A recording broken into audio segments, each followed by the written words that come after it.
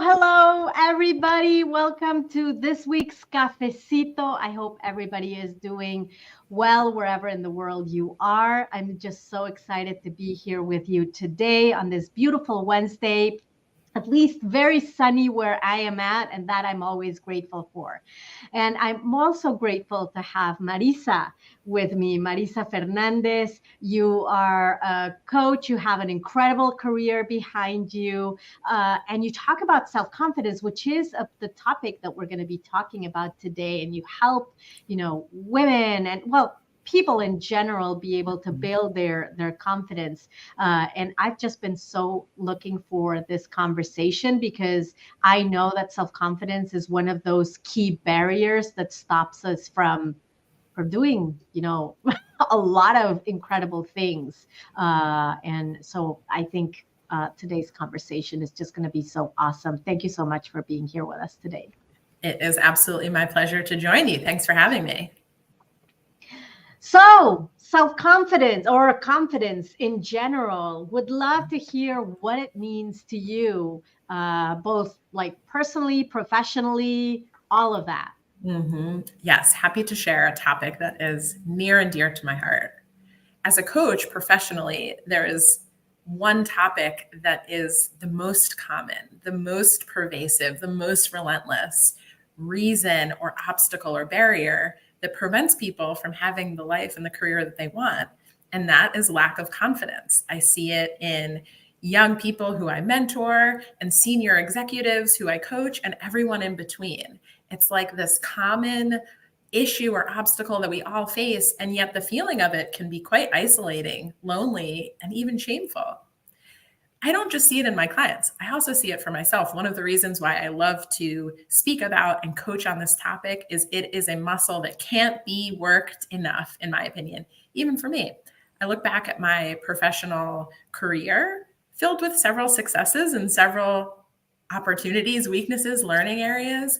But I realized that in those moments where I didn't meet my own fullest potential, where I didn't stretch, where I didn't speak up, those areas where I held myself back was largely due to either feeling like an imposter, feeling that lack of confidence, not having a positive story to tell about myself. And so I'm really on a mission to help not just myself, but of course the people who I work around, care about, and serve, to help them be able to ignite their own pilot light, meaning create their own sense of confidence. You mentioned so many important things, and when you talked even about imposter syndrome, it just like that's one of the things that drives me personally, because I think or that I suffer from sometimes, and I see again always coming up. How does all of these barriers, like what are the common obstacles? What have you seen either personally or through your work? Are there common obstacles, and especially for Latinas, right? I think there's a cultural element.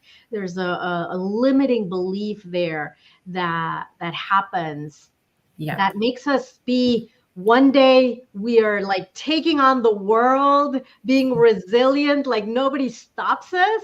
And then the next day you're like, I can't get up. Like, I don't know how I'm going to do it. This is crazy. And we're just pulling out of whatever it is. And there's full of self-doubt. Something there. Exactly. Full of self-doubt. Absolutely. Yeah. There's plenty of contributors, I think, to imposter syndrome, but there's two big ones or two big buckets that I think might resonate with a Latina audience and even more broadly. One is, I call it outsourcing your confidence. What I mean by that is when we seek and even rely on external validation for us to believe that we are ready, capable, able to succeed and thrive at that next level. And this got me into trouble. And I find with other particularly high-performing people, right, where they get a lot of praise, they get promotions, they get boosts of confidence externally, and that's a good thing, but there's a dark side, because as you move up the ladder, you're going to get less praise, you're going to get promoted less frequently. That's just how it works in a pyramid structure, right? And so if you're used to only feeling confident when someone tells you that you did a good job, or that day that you got promoted and the few days or weeks after that, when those external confidence drivers become fewer and farther between, if you haven't generated the muscle to give that story to yourself, you can feel really lost. You can be susceptible to those ups and downs in confidence that you talked about. So that's a big barrier. One is relying on other people to give you confidence instead of being able to cultivate it within yourself. And then, of course, if people give you praise and compliments, that's gravy instead of the core. The second challenge that I see is succumbing and believing our inner critical voices. We all have an inner voice. We all have several inner voices, I believe, and many of them are negative. The reality is they're trying to keep us safe. They're trying to keep us in our comfort zones. And sometimes that serves us well, right? It will keep us from doing something that may actually put us in physical harm's way. But a lot of the time, those critical voices are just trying to protect us from a fear that doesn't even exist. And so if we can learn to spot that inner critical voice and manage it, quiet it, and instead tap into our own inner wisdom, our inner sage, we can move forward confidently, even with that voice. I love that. And I know that you've said, because I've heard you talk about this before, that, making that inner critic voice something a little bit more tangible can help us in a way, remove it, or at least not amplify that fear, that emotion that is stopping us. But before we jump into what are your tactics and strategies for us to be able to overcome this, I think what I've seen recently, and would love to hear what you've seen from your end, because you talk about this external validation and relying on other people to give you that confidence, right? And when that isn't there, then we feel the decline. How have you seen social media, and the fear of cancel culture, and just seeing that everybody posts all these wonderful things that are happening to them or not, how are you seeing that is affecting this external validation or impacting this external validation? Have you seen that, and especially in the workplace? Yeah, I have seen that come forth in the workplace and just how people view themselves in general. I heard an expression at this point years ago that really resonated with me, which is comparing yourself to someone's social media is like comparing someone's highlight reel to your cutting room floor. Meaning, when you're looking at someone's social media, you're not looking at a real view of their life. You're looking at the highlighted moments. And that's okay. I don't think there's an expectation that people are going to put the good, bad, and the ugly on social media. Maybe a few people do, but most people are just sharing the highlights. I think if we accept that as true, it helps us to evaluate and consume content with an appropriate lens, where we then don't say, okay, this person's highlight reel, we compare that to our whole life, our misses, our failures, our weaknesses, and our wins, and say, oh, this person is ahead of me or better than me, or I don't belong here, or I'm an imposter, when really they should not be compared. But I think it's helpful to remind yourself of that when you're opening up LinkedIn, when you're going on to Facebook or Instagram, because otherwise our mind will maybe go to that comparison mode and you can judge yourself critically. The other area where I see this coming into account, particularly with professionals who maybe are job seeking or looking to build their personal brand, they want to put their voice out on social media, but they're fearful of repercussion, of trolls, of starting an argument.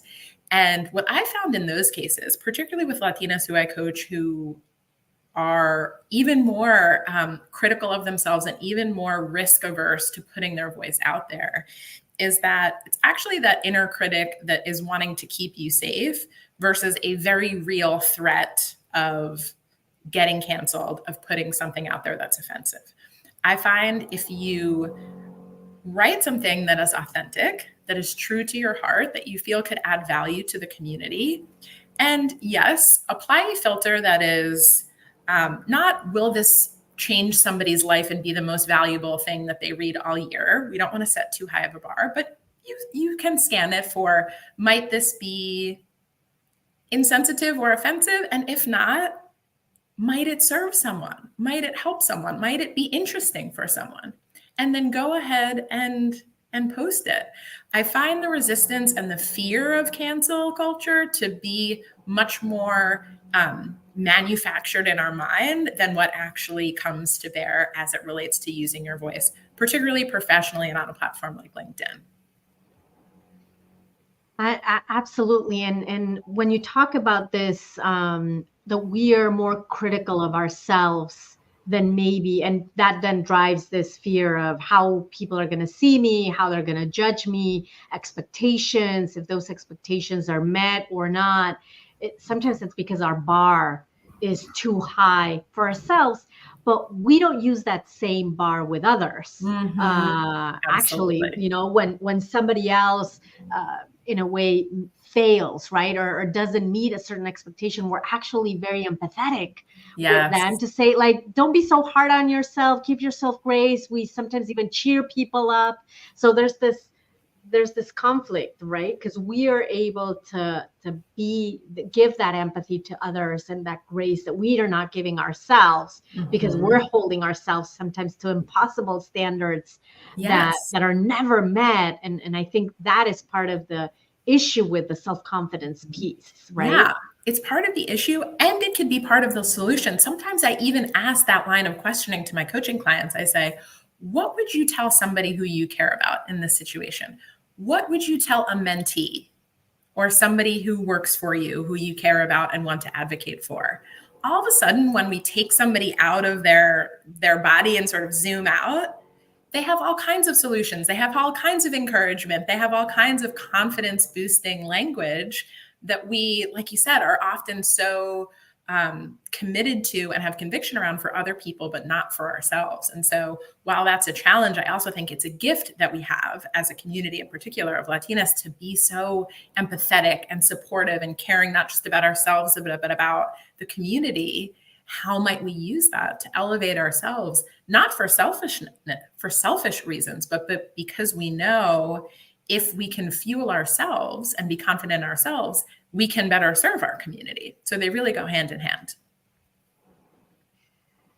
That is so true. And if to our audience, if you haven't seen some of our past cafecitos, truly encourage you to see all of them, because we have incredible guests just like Marissa. And one of our previous guests was also talking about these, how we can lean into our values as Latinas, where family, empathy, like those are deeply rooted in who we are.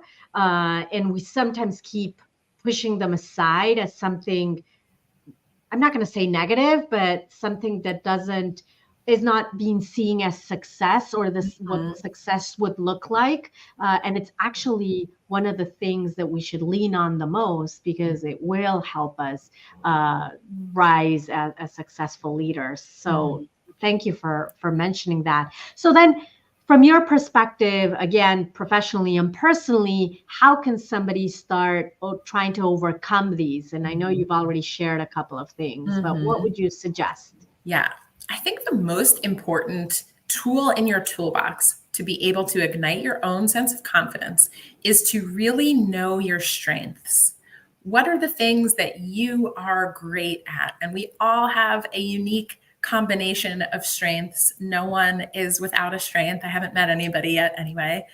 And when we're in moments of self-doubt, what will help us to come out of that cloud on our own, not relying on somebody else to pull us out, is to say, what am I great at? What can I turn to that is true about me, that I know beyond a shadow of a doubt is true, that I am someone who is, for example, empathetic, generous, intelligent, fun. For me, I know those things are true about who I am. I know those are the attributes that have contributed to my past successes and will contribute to my future successes.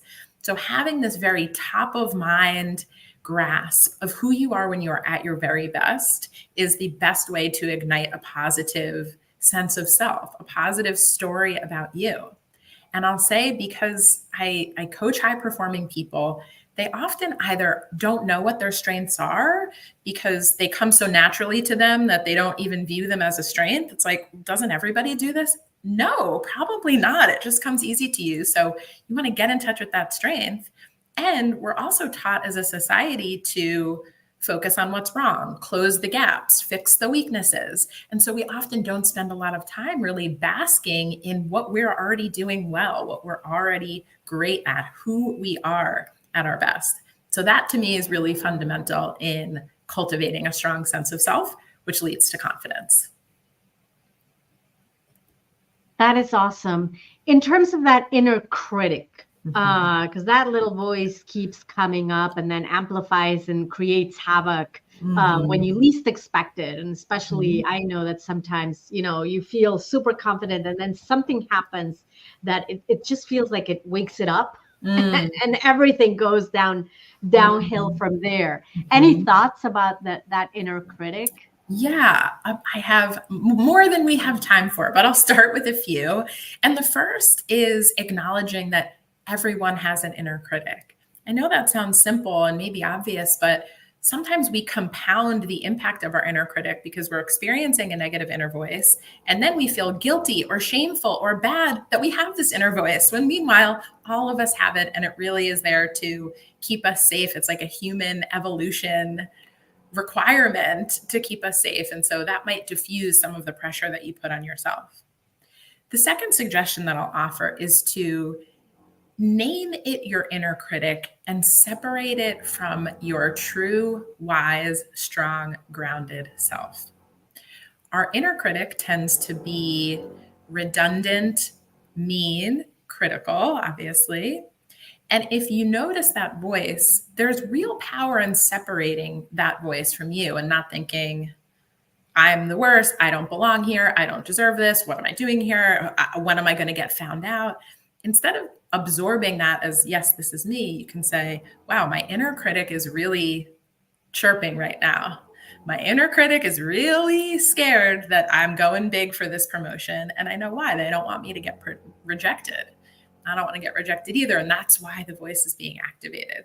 So see how I'm using language to separate the voice from me. Even that alone can diffuse some of its power. And then the third thing that I'll suggest, and then I'll get your feedback, Ilhiana, is to recognize what your specific inner critic tends to sound like and what its triggers are. So imposter syndrome is this umbrella term that people often use to label their experience with an inner critic or lack of confidence. But the reality is everyone's experience is really, really unique. Some people's inner critic sounds like a mean, bratty kid. Sometimes it sounds like a parental figure or a figure of authority. Sometimes it's a female voice or a male voice. Sometimes it's activated by certain people or in certain situations.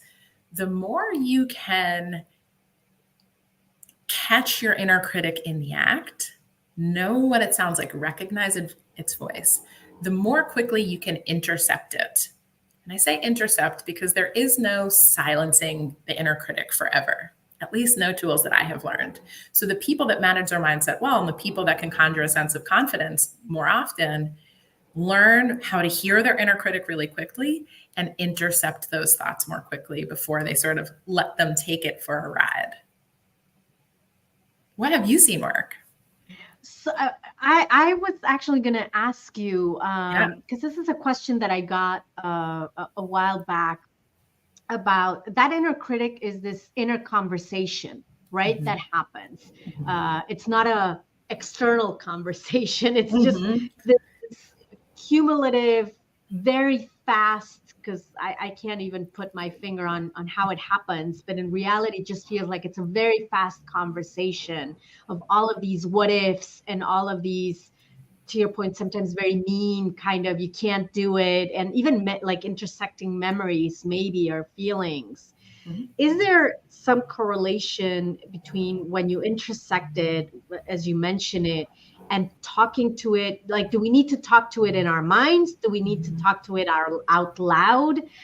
Sometimes it just feels, for me at least, I feel like, oh my God, it's going to be so weird. Because when I'm alone, it's fine. But when I'm in this, public space and I catch the inner critic happening, Like, do you see a difference between the way we try to intersect it in our Mhm. minds versus out loud? Yeah, I do. I find that I heard a coach use this expression that really resonated with me, which is name it to tame it. Meaning, you have to put some words to what it is, what the fear or criticism, inner criticism is. Put some words to it so that you can overcome it. If you don't put language to it, it becomes this big, nebulous, unwieldy thing in your mind that might feel insurmountable. And then when you put words to it, either writing those words down on a piece of paper or saying them out loud to yourself or to a coach or to a therapist or to even somebody in your life who is a good listener who you care about, that could really help to tame it, to narrow in its need and impact so that you can manage it more effectively. So if you're someone who suffers from a pervasive inner critic, I would say trying to do an exercise in your head might be really challenging. Writing it down so that then you can look at the words, like writing down what the inner critic is saying and what you might say back to it from your wise self, looking at those words.